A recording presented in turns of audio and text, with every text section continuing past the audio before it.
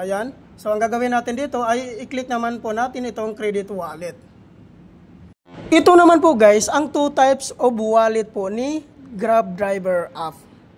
So, nakalagay dito sa taas ang credit wallet, which is hindi po yan tama. Ang kailangan po natin ilagay dyan ang GrabPay wallet. So, click lang po natin ang update sa baba para po mapalitan natin. So, ayan po, no?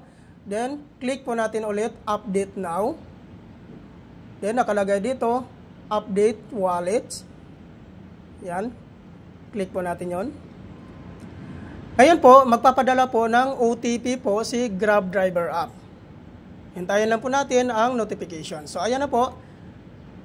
Ang gagawin natin dito, so ilagay po natin dito ang OTP po ni Grab Driver app. So, ayan, sulat lang po natin. So, after nyan, automatic po siya mag-generate. So, ayan po. Click natin ang continue. Nakalagay po dito sa baba guys, yung Move It Driver at saka Grab Driver. So, which is maglalagyan po tayo sa Grab Driver. So, ito po yung i-click po natin sa baba, yung Grab Driver po natin. So, ayan po, i-click po natin yan, ang Grab Driver po natin. So, ayan. Ayan, automatic na po na, ano guys, your wallet are update. So, ayan po, no, ang gagawin natin, i-click lang po natin itong nakalagay po sa baba, yung done. So, ayan po guys.